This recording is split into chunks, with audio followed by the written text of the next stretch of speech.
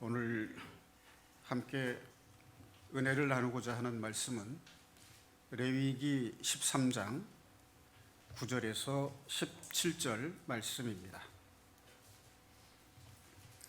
구약성경 163페이지입니다.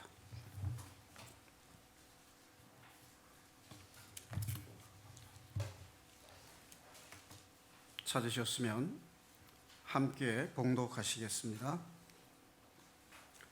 사람에게 나병이 들었거든 그를 제사장에게로 데려갈 것이요 제사장은 진찰할지니 피부에 흰 점이 돋고 털이 휘어지고 거기 생살이 생겼으면 이는 그의 피부에 오랜 나병이라 제사장이 부정하다 할 것이요 그가 이미 부정하였은즉 가두어 두지는 않을 것이며 제사장이 보기에 나병이 그 피부에 크게 발생하였으되 그 환자의 머리부터 발끝까지 퍼졌으면 그가 진찰할 것이요 나병이 과연 그의 전신에 퍼졌으면 그 환자를 정하다 할지니 다 휘어진 자인즉 정하거니와 아무 때든지 그에게 생살이 보이면 그는 부정한즉 제사장이 생살을 진찰하고 그를 부정하다 할지니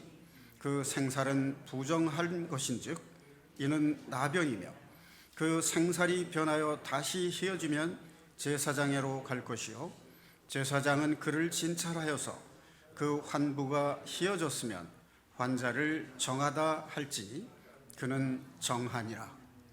아멘. 자, 여기 레위기서의 핵심 주제, 레위기서 전체의 핵심 주제는 내가 거룩하니 너희도 거룩하라 하는 말씀입니다. 레위기 11장 44절, 45절 말씀에 보면 이 말씀이 있습니다. 앞으로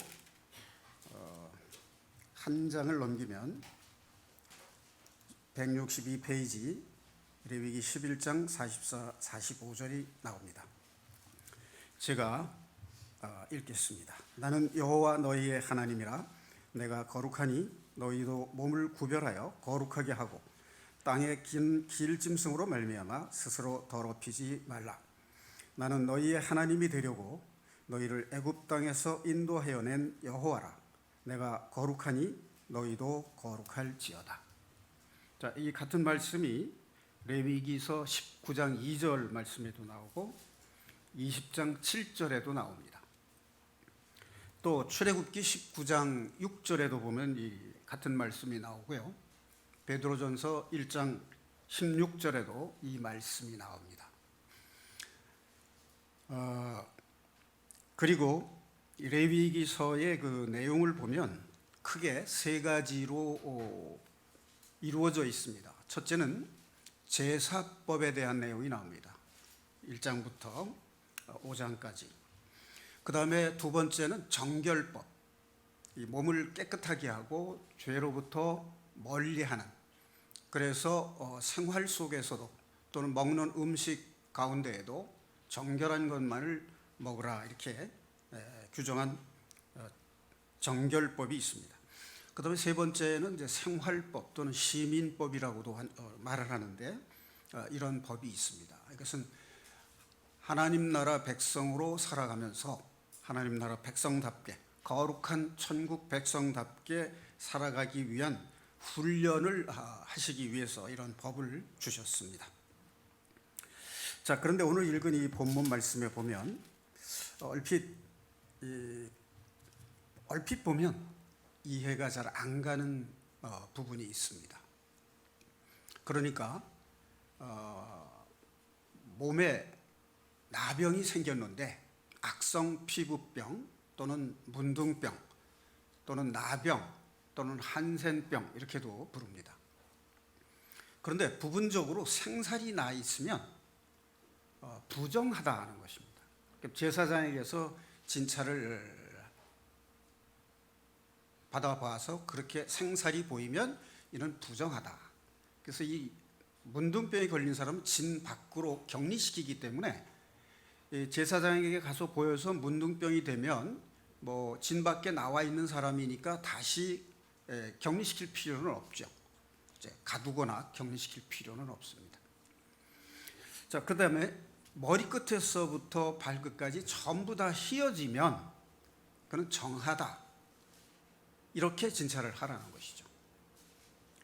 요즘에는 이런 진찰을 의학적으로 의사가 진찰을 하지만 유대인들에게는 이것이 의학적인 의미만, 건강과 관련된 의미만 있는 것이 아니라 신앙적 의미와 관련이 있기 때문에 제사장에게 가서 보이고 제사장이 살펴서 판단을 내렸습니다. 이것은 종교적 의미 또는 신앙적 의미에서 보면 이 문둥병이라는 것은 죄와도 상관이 있다라고 여겨지는 거죠. 그래서 이제 문둥병이 걸리면 실제로 그 세포가 이제 파괴되고 생살이 이제 썩어지고 관절이 물러나서 하나님께서 본래 지으신 형태가 흐트러져 버립니다. 무서운 병이죠. 실제로 민수기 12장 10절에 보면 아론과 미리암이 모세에게 비난을 했다가 하나님의 진노를 사서 미리암이 문둥병이 걸리는 이야기가 나옵니다. 그래서 많은 사람들이 문둥병이 걸리면 아주 큰 죄를 지어서 문둥병이 걸렸나 보다, 이렇게 생각을 합니다. 그러나 반드시 그런 것은 아니다라는 거죠. 그것은 특별한 경우에 진노를 사서 그렇게 된 것이고 일반적으로는 그렇지 않다.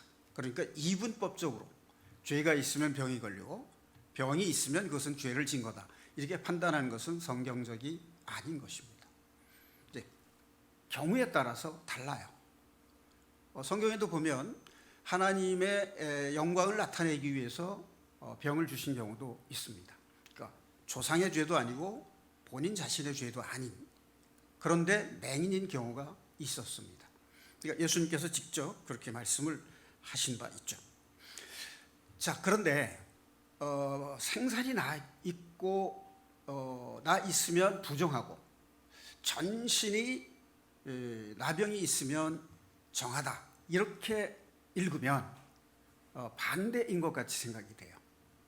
그런데 이것을 자세히 살펴보면 문둥병에 대한 병리적 현상을 의학적으로 보면 여기서 생살이 났다는 것은 뭘 말하냐면 문둥병의 독성이 몸속 깊이 들어가면서 그것이 터져서 피부에 나타나는 겁니다. 이게 그냥 성한살이란 뜻이 아니라 번역을 조금 더 정확하게 하면 성한살이라기보다는 독성이 몸속 깊이 들어가면서 그것이 부풀어 올라서 문둥병 증세를 나타내는 것을 말합니다.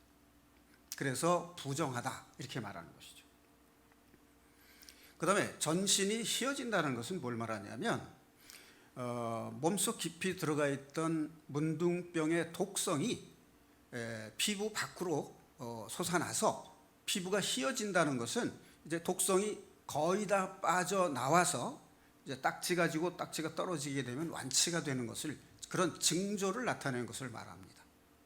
그래서 피부가 다 휘어지면 정하다, 깨끗해졌다라고 판단하는 겁니다.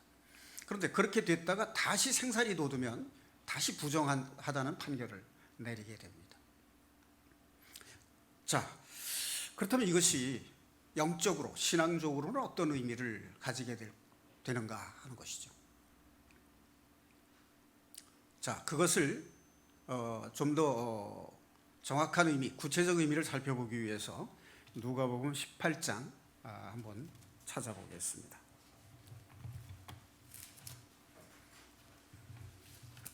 누가복음 18장 신약성경 126페이지 9절부터 14절까지 말씀입니다. 너무나도 잘 아시는 바리새인과 세리의 비유입니다. 제가 읽겠습니다.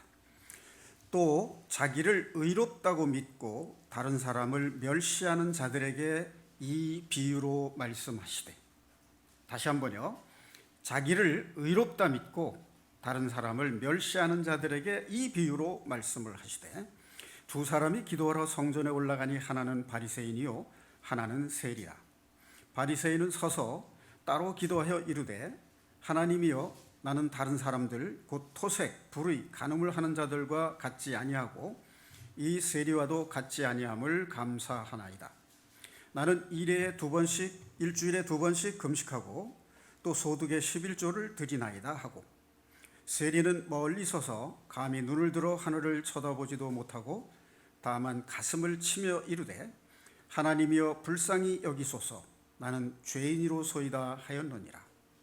내가 너희에게 이르노니 이에 저 바리새인이 아니고 이 사람이, 이 세리가 의롭다 하심을 받고 그의 집으로 내려갔느니라. 무릇 자기를 높이는 자는 낮아지고 자기를 낮추는 자는 높아지리라 하시니라.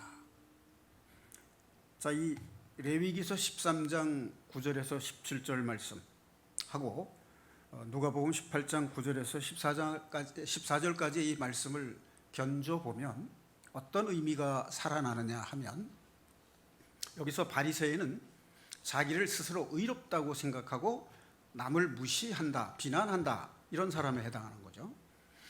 그러니까 유태인들 중에 바리새인은 율법을 철저히 지키고자 하고 겉으로는 형식적, 외적으로는 신앙생활을 잘하는 사람들입니다.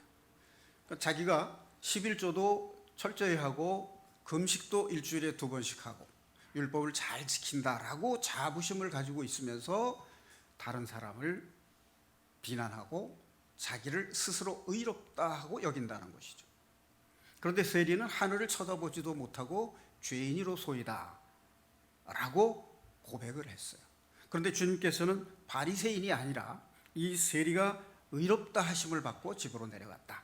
그리고 그 뒤에 붙이는 말씀이 자기를 높이는 자는 낮아지고 자기를 낮추는 자는 높아지리라 하시니라, 이 말씀을 하셨습니다. 자, 믿지 않는 사람들 중에, 아직 구원받지 않은 사람들 중에 내가 무슨 죄를 졌느냐, 나는 남에게 해를 끼친 적이 없고 선량하게 살려고 노력한다, 이렇게 생각하는 사람들 있죠. 이 사람들은 문둥병이 걸렸는데 부분적으로 생살이 난 사람 같은 거예요. 다시 말해서 자기가 죄인인 것을 각성하지 못하고 인정하지 않는 것입니다. 그래서 스스로는 죄가 없다, 의롭다, 이래 생각하는 거예요. 이것은 죄에 대한 감각이 없는 것을 말합니다. 이렇게 되면 하나님이 살아계신다는 것을 알지 못합니다. 복음을 들려주어도 그것이 생명의 말씀인 것을 깨닫지 못한다는 말씀이에요. 그런데 여기에 세리처럼 하늘을 쳐다보지도 못하고 죄인이로소이다라고 한 이 사람의 신앙 고백은 자신의 죄를 각성하고 깨닫고 인정한다는 뜻이에요. 그러니까 이것은 하나님을 경외하고 스스로의 죄에 대해서 회개하고 돌이키고자 하는 마음 상태를 가리킵니다. 그렇기 때문에 레위기서 13장 12, 13절에 나온 것처럼 속에 들어있던 독성이 피부 겉으로 나와서 휘어진 상태, 즉 자기 속에 감추어뒀던 죄가 겉으로 드러내서 하나님 앞에 드러난 상태를 가리키는 것입니다. 이 사람이 죄 사함을 받고 의롭다 하심을 받는 것입니다. 사랑하는 형제 자매 여러분, 구원받은 사람들에게는 이 말씀이 해당되지 않을까요? 성경에 나온 비유의 말씀이나 하나님의 가르치신 말씀, 예수님께서 직접 가르치신 말씀은 중의적이고 복합적인 의미를 갖습니다. 구원을 받지 못한 사람들에게도 해당되는 그 말씀이 똑같이 구원받은 사람들의 신앙생활에도 적용이 된다는 거죠. 예를 들면 탕자의 비유가 많은 경우에 목사님들이 구원받지 못한 사람들이 회개하고 하나님께 돌아옴으로써 죄 사함을 받는 구원의 경우의 사례로 말씀을 전합니다. 그러나 정확하게 말하면 아들이었다라고 되는 것이 전제죠. 대전제. 아들이었었다는 것은 무엇을 말하냐면 하나님 아버지의 아들이었다라고 하는 것은 죄 사함을 받은 구원의 상태였었는데 세상 즐거움을 찾아서 나갔다가 재산을 탕진하고 거의 죽게 되었을 때 자신의 처지를 깨닫고 아버지께로 돌아온다는 것을 의미해요. 우리 구원받았지만 우리가 생활 속에서 자신의 죄를 감추고 살면서 자신은 의롭다라고 생각하고 사는 사람들이 많습니다. 일부러 의도적으로 그런 것이 아니라 자신도 모르게 자연스럽게 그렇게 됩니다. 구원을 받았기 때문에 하나님의 말씀대로 살면 되지라고 하는 생각을 가지고 살다 보면 나는 죄를 사함받은 의인이다라고 생각을 하고 살게 돼요. 그리고 성경을 읽으면서 말씀에 순종해야 되겠다라고 다짐을 하면서도 육신의 연약함으로 순종하지 못할 때 그것을 잊어버리고 그냥 습관적으로 살면서 나는 신앙생활을 잘하고 있다. 스스로 위로하고 만족하고 사는 경우가 많다는 것입니다. 저를 포함해서 인간은, 육신을 지닌 인간은 대부분 그런 경향이 있습니다. 바로 이것 때문에 이 문둥병, 죄에 대해서 무감각해지는 이 마음의 상태를 우리가 진지하게 성찰해 봐야 된다는 것입니다. 구원받았지만 우리는 여전히 육신을 지니고 있고 옛사람의 속성을 지니고 있습니다. 여전히 세상으로 향한 마음이 있고 여전히 자기의 생각과 자기의 방법이 옳다고 생각하고 자신의 명예를 추구하고 세상적 욕망, 자기가 갖고 싶고 원한 것을 추구하는 삶을 사는 것이 인간입니다. 자, 그렇기 때문에 말씀에 비추어서 내가 잘못된 것을 예민하게 성령의 음성, 성령을 통해서 지적해 주시는 하나님의 말씀을 예민하게 듣고 자신을 돌이켜 죄를 깨닫고 그것을 하나님 앞에 고쳐서 자신의 구원받은 신앙을 회복하는 자세, 날마다의 생활 속에서 매 시간마다의 생활 속에서 그러한 자세를 지니는 것이 진정한 그리스도인의 삶의 자세가 아닐까, 그런 생각을 해보게 됩니다. 다시 말해서 문둥병 환자가 몸속 깊이 들어가 있는 독성이 피부 겉으로 솟아난 그 생살, 그것은 회개하지 않는 상태, 회개하지 않는 마음의 상태를 말하는 것입니다. 그럼 정한 자, 온몸 피부가 다 휘어졌다라고 하는 것은 자신의 죄를 드러내서 회개하는 사람을 가리키는 것입니다. 그런 사람을 정하다라고 제사장이 판단하라는 것입니다.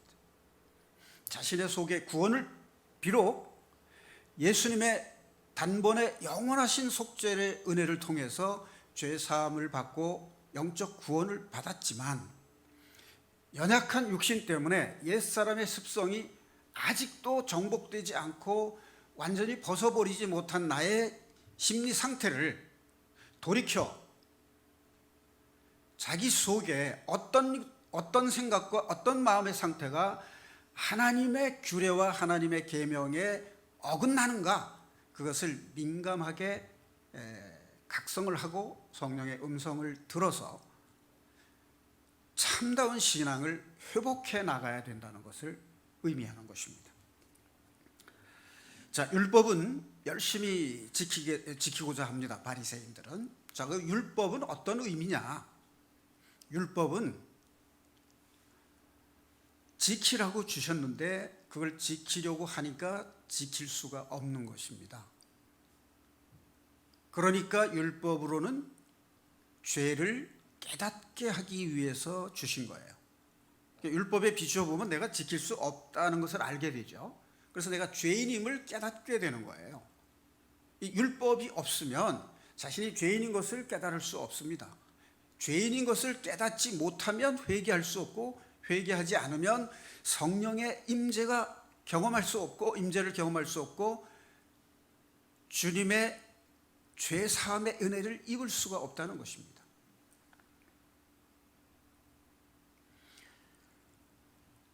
율법은 하나님의 거룩한 성품을 나타내는 거예요. 하나님의 거룩한 성품을 나타내는 하나님의 거룩한 성품의 속성이에요. 그러니까 우리가 율법을 지키려고 하면 거기에 도달할 수 없는 거예요. 하나님의 거룩한 성품을 우리가 도달할 수 없는 거예요.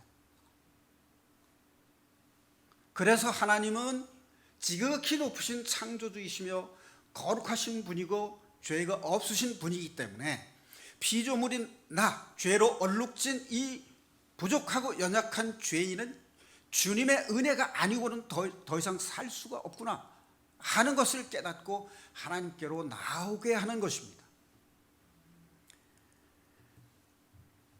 자, 이런 말씀이 있더라고요. 사람들은 한평생 자존심을 쌓아가면서, 자존심을 높여가면서 살고 있다는 거예요. 그리고 그 자존심을 지키기 위해서 고집부리고 화내고 불평하고 시기 질투하고 다투고 싸운다는 겁니다. 한평생 살고 이제 여생이 얼마 남지 않았을 때 비로소 평생을 살아오면서 쌓아 올렸던 그 자존심을 허물어 내면서 살아간다는 거예요. 그러다가 죽을 때에는 참 한평생 내 인생이 힘들었구나 라고 말하고 세상을 떠난다는 거예요. 이것은 뭘 말하냐면 자기 자존심이 자신을 스스로 가두어 놓고 있다는 것을 의미합니다. 이 자존심은 내려놔야 되는데, 자존심을 내려놓는다는 것은 결국 자신이 죄인임을 깨닫고 아무것도 자랑할 것이 없고 오직 하나님 앞에 죄인입니다 하고 자신을 낮추어 겸비한 자세를 말하는 것이죠. 자신은 자존심을 다 내려놓고 비웠다라고 하는데 아직도 자기 의를 주장하는 습관이 있고 자기 자랑하는 습관이 있고 이렇다고 하면 아직 자존심을 더 내려놓아야 됩니다. 하루아침에 내려놓기는 어렵죠. 그러니까 차츰차츰 내려놓게 되는 거죠. 훈련을 통해서.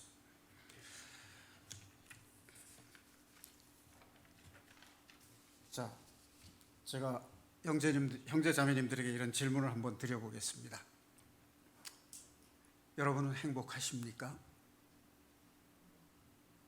네. 행복해하는 모습들이 간간히 보입니다. 근데 마스크를 써서 정확하게 잘 보이지는 않습니다만, 자, 그런데 마음에 나는 행복하기를 원하지만 행복하지 못하다, 이렇게 느끼고 살아온 세월들이 있을 겁니다. 어쩌면 지금도 그러한 상태에 있는 분도 계실지 모릅니다. 자, 그런데 이런 말이 있어요. 자신을 불행한 존재라고 생각하는 사람은, 자신을 불행한 존재라고 생각하는 사람은 아직도 더 불행해질 여지가 남아있다. 이 말은 자신이 불행하다라고 부정적으로 생각하지 말고 자신은 행복해질 수 있다라고 희망과 소망을 가짐으로써 비로소 날 수 있다 하는 그런 의미로 쓰인 말 같습니다. 자, 불행이란 알고 보면 행복이라는 이름의 나무, 행복이라는 나무, 큰 나무 밑에 드리워진 행복만큼의, 행복만한 크기의 그림자를 의미한다. 그러니까 행복의 나무가 이렇게 있으면 그 나무 크기만큼 드리워진 그림자가 있는데, 그 행복의 그림자가 바로 불행이라는 거예요. 그러니까 우리는 그림자를 보고 살 것이 아니라 살아있는 생명체인 행복의 나무를 바라보고 살아야 된다. 이제 그런 말씀이 되겠습니다. 그런데 이것은 우리가 그렇게 하고 싶다라고 생각하거나 노력하거나 의지를 갖는다고 되는 문제는 아니죠. 세상 사람들은 이렇게 말하고 훌륭한 철학적 가르침이다 이렇게 얘기합니다. 그러나 우리 그렇게 하고 싶어도 안 됩니다. 왜 안 될까 하는 거죠. 행복해지고 싶은데 행복하지 않은 이유가 무엇일까요?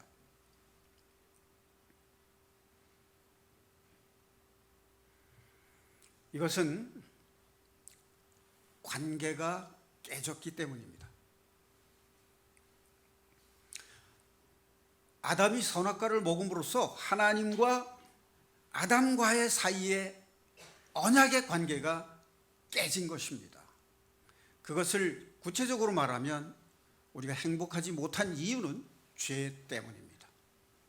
그런데 그 죄라는 것이 뭐냐면 하나님과의 관계가 깨어진 것을 말해요. 하나님은 본래 사랑이십니다. 그래서 아담의 짝으로 하와를 지으신 것처럼 사랑의 본체이신 하나님께서 당신의 형상을 닮은 사람을 지으셨어요.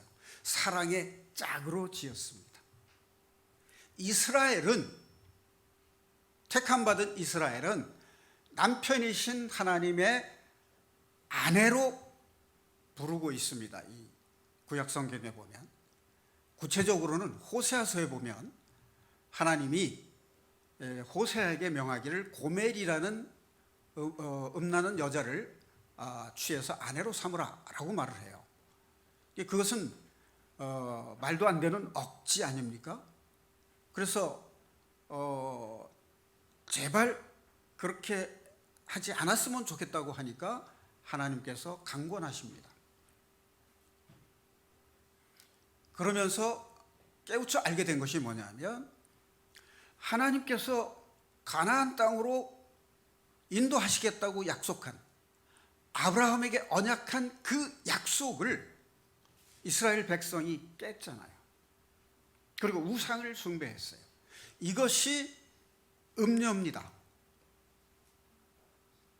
그래서 호세아가 하나님께서 이스라엘 백성들이 우상 숭배를 하고 자꾸만 배반하는데도 불구하고 그들을 오래 참고 돌이켜서 사랑을 회복시키고자 하는 뜻을 깨닫게 된 거죠.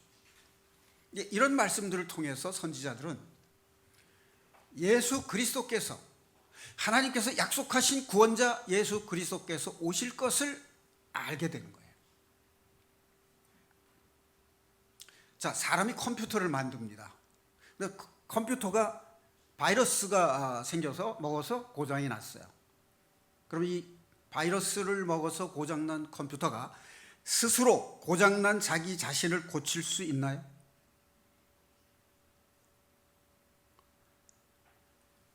고장난 컴퓨터는 스스로를 고칠 수 없습니다. 컴퓨터를 만든 사람만이 고칠 수 있는 거예요.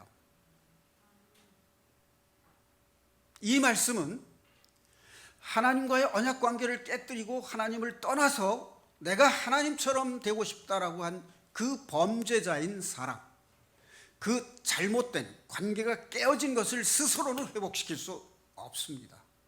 오직 사람을 지으신 하나님, 그 하나님께서 죄인의 모습을 지닌 육신을 입고 이 땅에 오셔서 죄 없으신 그분이 우리의 죄를 대신 짊어지시고 영원한 속죄를 이루셨기 때문에 비로소 우리가 그리스도 안에서 하나님 앞에 죄 사함을 통한 의로운 자가 되는 것입니다. 우리가 행복을 회복하고 싶다면 하나님과의 관계가 회복되어야 됩니다. 그래서 하나님께서는 레위기서를 통해서 백성들에게 당신에게로 나오는 길, 방법을 가르쳐 주신 거예요.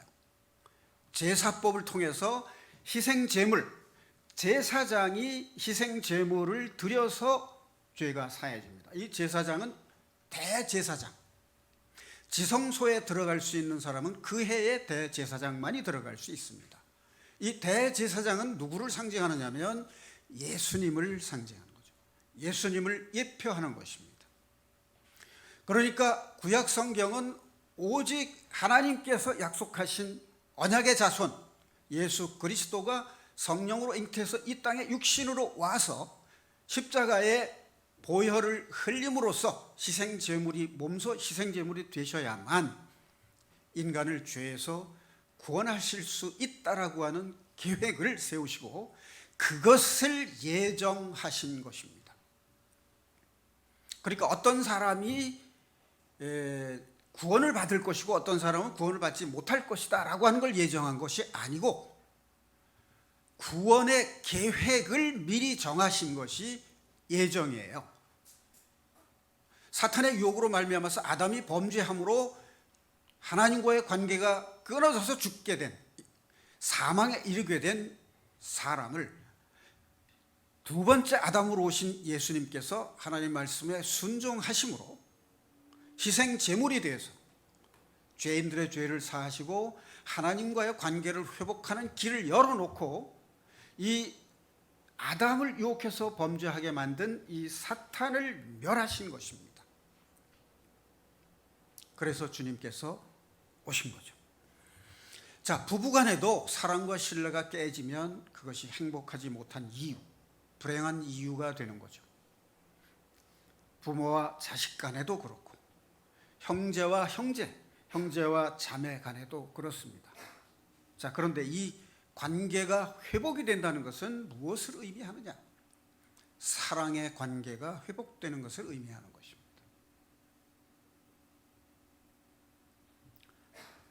그러니까 행복은 사랑의 회복에 있다라고 하는 것이죠. 우리는 행복하기 위해서 열심히 일을 하고 성공을 지향하고 성취할 때마다 성취감에 만족을 느낍니다. 그러나 그것으로 만족하지 못합니다. 어딘가 모르게 2% 부족하고 허전하고 답답한 것을 느낍니다.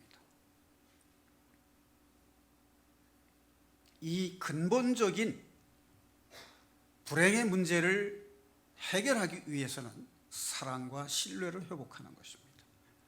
그런데 사람과 사람과의 관계, 부부 사이의 사랑과 신뢰를 회복해도 행복한데 하나님과 사랑의 본체이신 하나님과의 사랑의 관계가 회복이 된다면 이것은 이 땅에서의 행복만이 아니라 영원한 행복을 보장받는 것입니다. 우리는 죄를 심판하시는 무서운 하나님만 생각하지만 이 거룩하신 율법으로 상징하신 거룩하신 하나님의 이 성품의 가장 아름다운 부분은 바로 사랑이십니다. 예수님이 십자가에 보혈로 죄인들의 죄를 사해 주신 것이 바로 하나님의 사랑을 증명하신 것입니다. 그리고 부활하심으로 우리가 죄에서 해방될 뿐만 아니라 육신을 벗어서 영원한 생명에 들어갈 수 있는 길을 열어놓으셨습니다.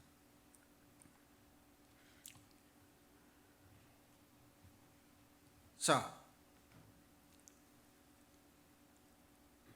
어떤 여자 목사의 간증을 제가 들은 적이 있습니다. 어렸을 때부터 아버지가 가부장적인 아버지였어요. 그래서 술에 취하면 들어와서 어머니를 폭행을 하는 것입니다. 그런데 이 아버지가 술주정뱅이일 뿐만 아니라 밖에 나가서 다른 여자를 그러니까 이중 생활을 한 거죠. 그래서 이 여자 목사가 중학교 1학년이 될 때쯤 어머니하고 이제 이혼을 했다고 해요. 그러니까 혼자서 딸 둘을 이제 기르던 이 어머니가 과로로 쓰러져서 2번이나 쓰러지는 바람에 의사가 한 번만 더 쓰러지면 어머니가 죽는다는 거예요. 그래서 딸들도 각자 살기 위해서 가족이 다 흩어졌답니다. 그런데 이 아버지가 밖에 나가서 딴살림을 차렸더니 아버지가 병이 걸려서 다 죽게 돼가지고 아내가 달아나니까 본처에게 살려달라고 애원을 이제 하게 된 거죠. 그래서 이 엄마가 그 아버지를 모셔다가 이제 병을 간호했는데 고등학교 2학년 때쯤, 즉 한 3년쯤 됐는데 병이 약간 호전이 돼가지고 다시 폭력을 휘두른 거예요. 그러다가 이 아버지가 돌아가셨어요. 그러니까 이 여자 아이의 마음은 너무나도 상처가 깊었던 거죠.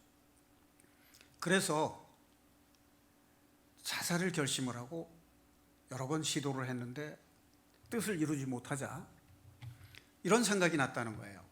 어머니께서 아버지에게 그렇게 폭력을 당하면서도 교회를 열심히 다녔는데 어머니의 손에 이끌려서 교회를 다녔지만 자신은 그것이 이해가 안 됐다는 거예요.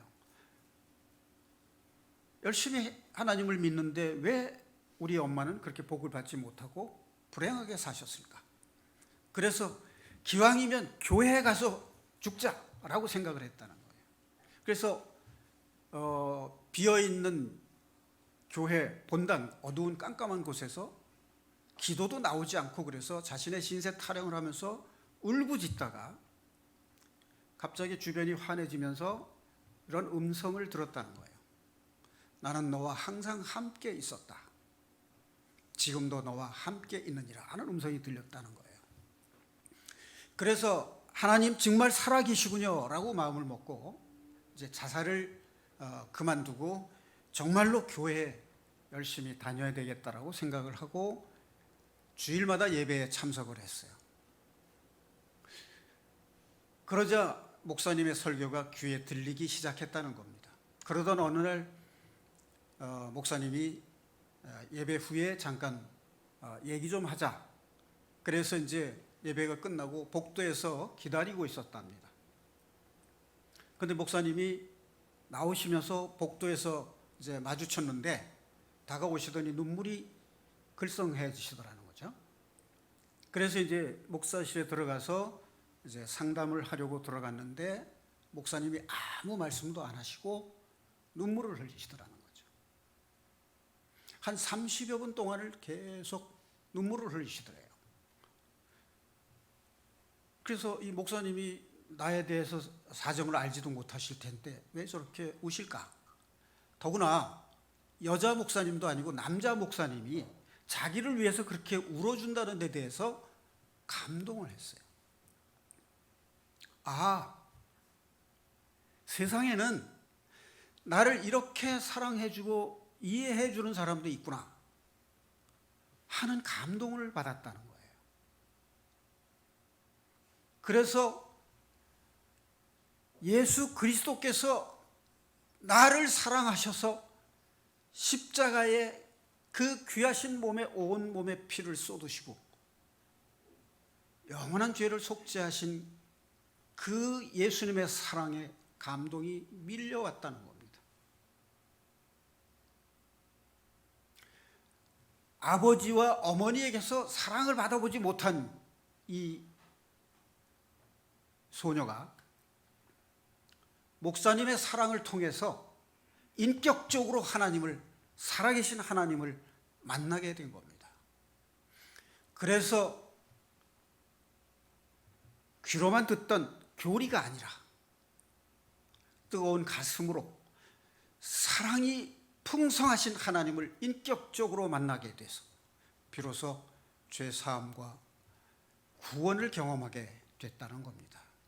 이 사랑의 하나님이 그 목사님의 마음을 통해서, 목사님을 통해서 마음에 상처받고 죽고자 했던 그 소녀의 마음 속에 인격적인 하나님의 사랑의 씨앗을 심으신 것입니다. 이것이 하나님의 복음의 능력입니다. 사랑하는 성도 여러분, 여러분들도 이러한 하나님의 사랑을 인격적으로, 감동적으로 만나는 체험을 통해서 여러분의 신앙이 좀 더 굳고 담대한 신앙이 되어서 세상을 이기고 죄를 이기는 복된 그리스도인이 되시기를 예수님의 이름으로 축원합니다. 로마서 13장 10절에 보면 사랑은 율법의 완성이니라, 이런 말씀이 있고요. 베드로전서 4장 8절에 보면 사랑은 허다한 죄를 덮느니라 라는 말씀이 있습니다.